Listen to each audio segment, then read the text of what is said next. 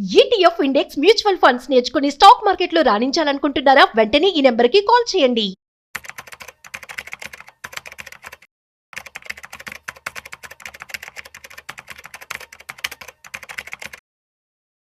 Hello viewers, welcome back to our channel. ప్రస్తుతం మనతో పాటు ఉన్నారు stock market analyst Sundar Rama Reddy గారు. సార్తో మాట్లాడు. నమస్తే సార్. నమస్తే మా సార్, ఫారెన్ ఇన్స్టిట్యూషనల్ ఇన్వెస్టర్స్ మరి చూసుకుంటే భయంకరంగా అలా సెల్లింగ్ చేసుకుంటూనే వెళ్ళిపోతున్నారు. ఇలానే చూసుకుంటే మరి వీళ్ళు ఇండియా నుంచి ఎప్పుడు ఎగ్జిట్ అవుతారు అంటే ఇలా అమ్మేసుకుంటూ పోతే ఇండియాలో వాళ్ళ పొజిషన్ జీరో అవ్వాలంటే దగ్గర దగ్గర 6.5 years అలా పడుతుందండి. ఎవ్రీ డే వాళ్ళు ఆల్మోస్ట్ 5,000 crores అమ్ముతున్నారు ఇప్పుడు. బట్ ఇండియాలో వాళ్ళ టోటల్ ఇన్వెస్ట్మెంట్స్ 83 లక్షల కోట్లకు ఉన్నాయి, గుర్తుపెట్టుకోండి. 83 లక్షల కోట్లు అంటే టోటల్ ఇండియన్ మార్కెట్లో ఇలా వాటా రఫ్గా 19% దాకా ఉంది. ఓకే, మొత్తం ఇది రఫ్గా 4 లక్షల కోట్లు ఉంది కదా, 4 లక్షల కోట్లు ఇలా వాటా 90% దాకా ఉంది. అంటే ఆల్మోస్ట్ 83 లక్షల కోట్లు ఈ పాయింట్ ఆఫ్ టైంలో ఇండియన్ ఇన్వెస్ట్మెంట్స్.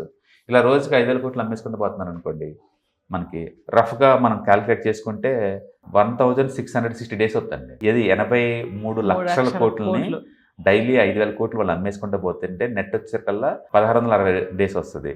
దాన్ని మనం ఇయర్స్గా మార్చామనుకోండి 4.5 years అవుతుంది. 4.5 years. కానీ సాటర్డే సండే మార్కెట్లో ఉండవు కదా, అది కూడా తీసేసి మనం యాడ్ చేసామనుకోండి 6.6 years పట్టింది.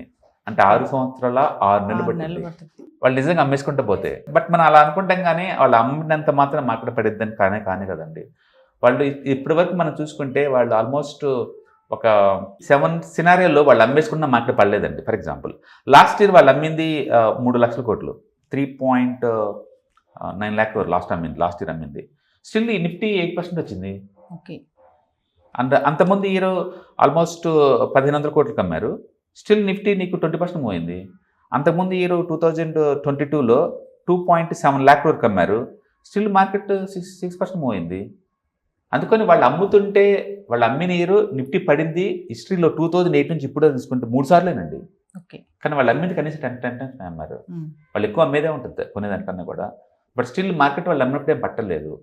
అందుకని ఇప్పుడు మార్కెట్ పట్టడానికి సైకిల్ నేచర్ అని చెప్పండి తప్ప ఎఫ్ఐఎస్ ఒక రీజన్ ఒక్కళ్ళే కాదు, రీజను అదొక రీజను. బట్ దాంతోపాటు సైకిల్ నేచర్ మార్కెట్ అది నడుస్తుంది. దానివల్ల మార్కెట్ పడుతుంది తప్ప అచ్చం ఎఫ్ఐఎస్ అమ్ముతున్నారు కాబట్టి పడుతుంది అని ప్రూవ్ చేయలేవు. ఎందుకంటే అలా ప్రూవ్ చేయాలనుకుంటే లాస్ట్ ఇయర్ వాళ్ళు బీభత్సంగా అమ్మారు last year. But Nifty still 8% పెరిగింది. 8% పెరిగింది. అందుకని అది రీజన్ కాదు. బేసికల్ ఏంటంటే ఎవ్రీడే వాళ్ళు 20,000 కోట్లకి కొంటూ ఉంటారు. అంటే అందులో 15,000 కోట్లకి అమ్మేయటం, లేదా 15,000 కోట్లు కొనటం చేస్తూ ఉంటారు. ఆ బయింగ్ సెల్లింగ్ మధ్య డిఫరెన్స్ 5,000 కోట్లు ఉంటుంది అనమాట. అది చూసి మనం వాళ్ళు రోజు అమ్ముతున్నారేమో అనుకుంటాను. లేదు, పోర్ట్ఫోలియో షిఫ్ట్ చేస్తున్నారు. వాళ్ళు కొత్తగా ఐపీఓలో బోల్డ్ అంది పెడతారు వాళ్ళు. ఈ పాత సెకండరీ మార్కెట్లో అమ్మేస్తూ ఉంటారు. మనకు వచ్చే డేటా అంతా secondary market data, primary data రాదు. అండ్ ఇండియాలో సంవత్సరానికి 100 ఐపీఓలు వస్తాయి. ఐపీఓలు మొత్తం కొత్తగా ఇన్వెస్ట్ చేస్తూ ఉన్నారు వాళ్ళు. సెకండరీ మార్కెట్లో పెరిగినట్టునేమో అమ్మేసుకుంటూ వస్తున్నారు.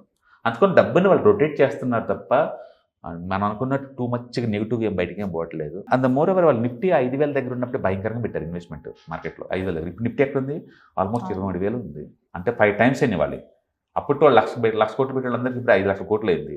సో రోజుకి ఇలా 5,000 కోట్లు అమ్మితే ఎంతకాలం అమ్ముకోవచ్చుగా వాళ్ళు.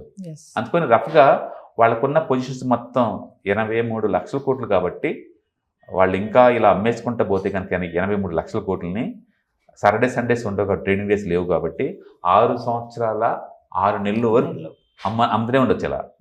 అందుకని నిజంగా వాళ్ళు ఆపితే మార్కెట్ రికవర్ అవుతుందని ఎప్పుడు పెట్టుకోమాకండి, అలా ఉండదు. మామూలుగా ఎఫ్ఐఎస్ని ఎవరు ఆపుతారు సార్? ఆపాలని బేసికల్గా వరల్డ్ వైడ్గా ఆపర్చునిటీస్ క్రియేట్ అవుతూ ఉంటాయి వాళ్ళకి. ఏ కంట్రీలో తక్కువ రేటుకి స్టాక్స్ దొరుకుతుంటే ఆ కంట్రీలో పెడతా ఉంటారు. బేసికల్గా ఎకానమీ బాగా స్ట్రాంగ్గా మూవ్ అవుతుంది, తక్కువ రిస్క్ ఉన్న చోట వాళ్ళు డబ్బులు డిప్లాయ్ చేస్తూ ఉంటారు వరల్డ్ వైడ్గా. అందుకని వాళ్ళకి ఇండియా ఒకటే కాదు, ఇండియా లాంటి కంట్రీ చాలా ఉన్నాయి. గుర్తుపెట్టుకోండి, ఇప్పుడే కూడా ఇండియాలో 84 లక్షల కోట్లు కొన్ని వాళ్ళ పొజిషన్స్. ఓకే, అంత తక్కువేం కాదు అది.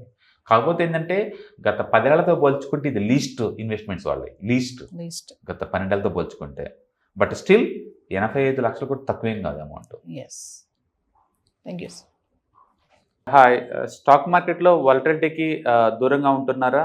పోర్ట్ఫోలియోస్ అన్నీ కూడా రెడ్లో ఉండి బ్లీడ్ అవుతున్నాయా? అంటే స్టాక్ మార్కెట్లో ఉండి సస్టైనబిలిటీ ఉన్న బిజినెస్ మోడల్ లాగా, లేదా స్టాక్ మార్కెట్ లాంగ్ టర్మ్లో మంచి వెల్త్ క్రియేట్ చేసుకునేలాగా ప్లానింగ్స్ ఏమైనా ఉన్నాయా?